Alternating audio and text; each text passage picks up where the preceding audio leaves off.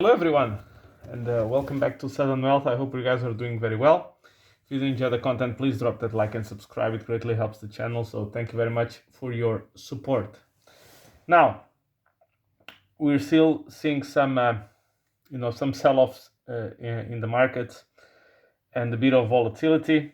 I think what's been happening a little bit is that because of the one of the worst quarters of Tesla, but also the forward guidance of Google last week kind of threw the Nasdaq into a little bit of a correction. And I think a lot of other stocks which will report this week, like Microsoft, are basically pricing in disappointing results or disappointing forward guidance as well.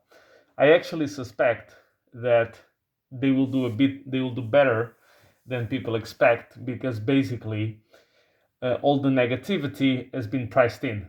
Meaning the reason, because you could ask yourselves, why are we seeing a sell-off in, I don't know, Microsoft if they haven't published results yet? It makes no sense. No. It's because the market looks at these companies very similarly, which means if they have results that the market doesn't like, they will price in comparable companies and think they will do the same. Now, as you guys know, I'm more concerned about liquidity cycles, and you see that the bonds keep on rising, which is actually quite positive. Even after this sell-off, I think the Nasdaq, at least the Nasdaq 100, is up something like 12%. As I've said, an 8 to 10% is already a good year, and 12% before August even starts is good. It's already very good. So, and it comes of a very strong year last year as well, which means that sell-offs along the way will be necessary and will be actually quite welcome. The Russell keeps doing better. Now, this is something that we were expecting here in the channel, although I was expecting it to have started a little bit earlier.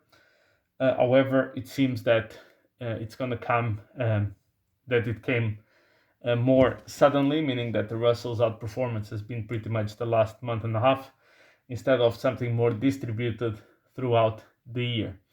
The Fed, there's some rumors that they will cut rates today, but the majority of people, before the end of the month, but the majority of the people are actually thinking that that will happen sometime in September. And usually the Fed does not like to upset the market either ways.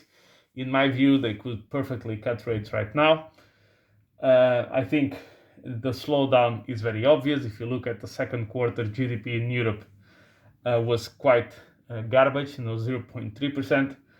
So I do expect these rate cuts to keep on going, and it will surprise everyone that inflation will keep coming down. Now, we already are seeing the tactics of these multinational corporations. So if you look on X at Elon Musk's post, he was typing Donald Trump in on Google, and the only news that pop up are Kamala Harris related news. Also other people were posting that iconic picture of Trump on Meta, on the former Facebook, and they were getting warnings that that post was going to be deleted for manipulation of the picture or whatever. So the manipulation is the picture that's been seen everywhere in the world.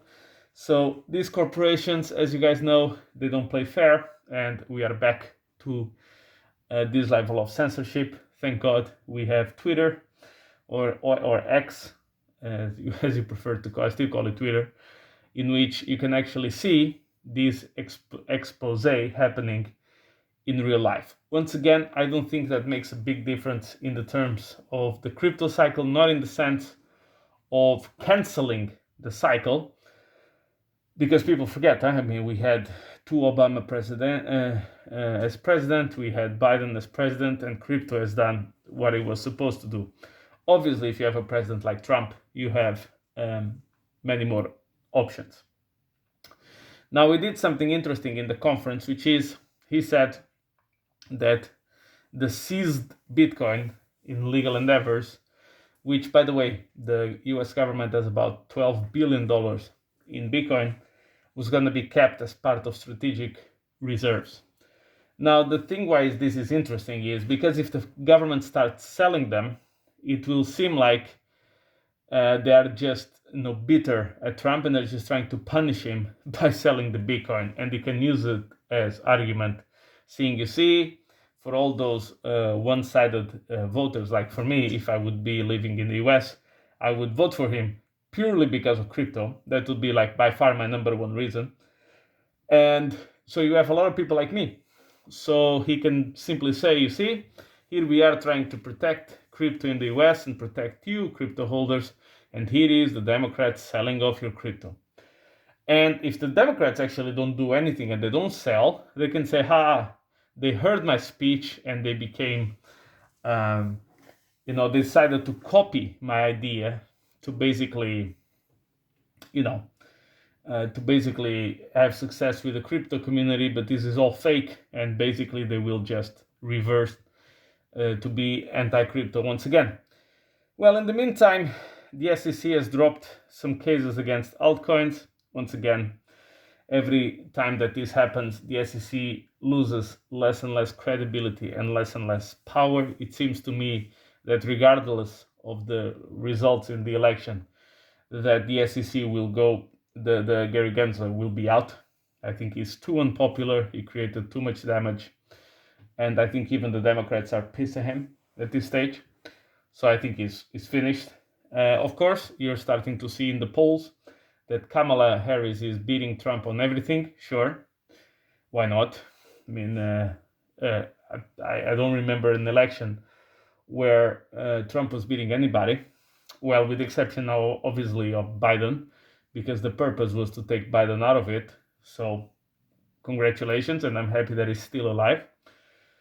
In terms of the crypto cycle, which are things that we can control, things that I'm looking at, mid-August should be the time that we start having some more fun again. If we are to repeat the 2016-17 fractal. So far, we've been basically repeating it almost to my God, it's so similar that it's uncanny. So that tells me that by mid-August we should be starting to move upwards. That's actually would make sense, particularly because Grayscale is selling a lot of Ethereum, like a lot. I think it sold $1.7, $1.8 billion already, and they had around 9 billion to start.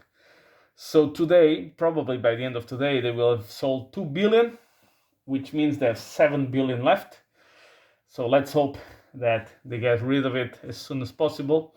So, I mean, if they do it, they basically sold 2 billion in a week, which means that if they sell another 7 billion, that would be another 3 weeks.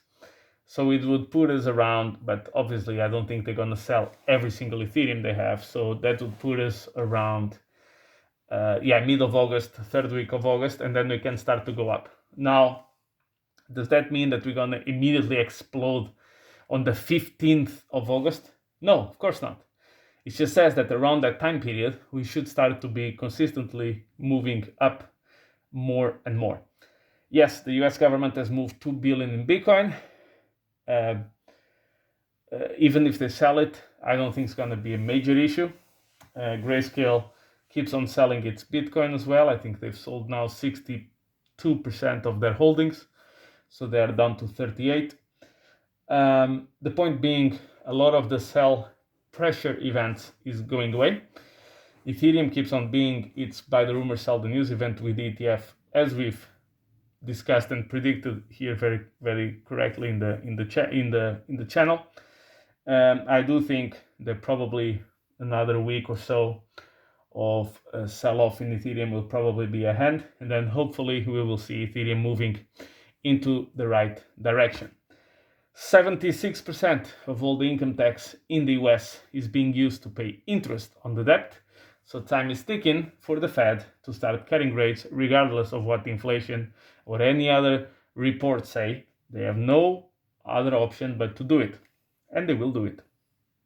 And I don't know what they're gonna, even if the data doesn't look supportive, I'm sure they will come up. Either they change the data like they've done by removing coffee from the CPI because prices were too high, or they will simply, find a way to measure it in such a way that is actually acceptable for it to go down. My biggest point here is we continue to be on the same, on the right path during the cycle. Once again, people forget that we also have sell-off and very boring periods during the bull market. And the way that the market cycle goes, and I will finish at this, is first you have the bear market, that's 1 year. You have the recovery year, which is we go up, but we still go down a lot because people have PTSD from the bear market. And then you go for 3-4 months where you just do nothing but go on sideways movements like this. And then the next year you enter the bull market. But the bull market has sell-offs in the middle, and it has boring sideways consolidation movement periods also in that year. And then you have the euphoria phase, the big bull market phase. But the euphoria phase lasts somewhere between 3 to 5 months. That's it. Now, if we repeat the previous 2 cycles, we're going to have 2 altcoin season bubbles. One that should go in from, half of the year until end of the year, and potentially beginning of 2025, then a major sell-off, and then you have the final top sometime around Q3 2025. We are very far away from it. We have no signs of euphoria in the market. We are getting rid of all the non-believers that bought at the right time and just saw nothing but green candles, so we need to take them out. So that's what we're doing at this time, rinsing and rinsing and rinsing. Can be very boring, but once again, bull market is in total officially 2 years, but everything happens between 3 and 5 years. 3 and 5 months. And it's important to note what signals you're looking for to make sure that the likelihood of your positions being successful is still very high. And when retail is here and preparing to basically serve as exit liquidity for everybody else who were here through the pain and suffered to make their returns. And saying that, we are pretty much on cycle, on target. No, Bitcoin is not crashing. No, the end is not here. No, the collapse of the global economy is not going to happen next week. So we are still pretty much in line with expectations if you just look at a chart and you don't listen to farts. And with that, thank you very much for your support. I'll catch you in the next one. Have a rest of a very good week. Don't forget, like and subscribe, please. Thank you very much.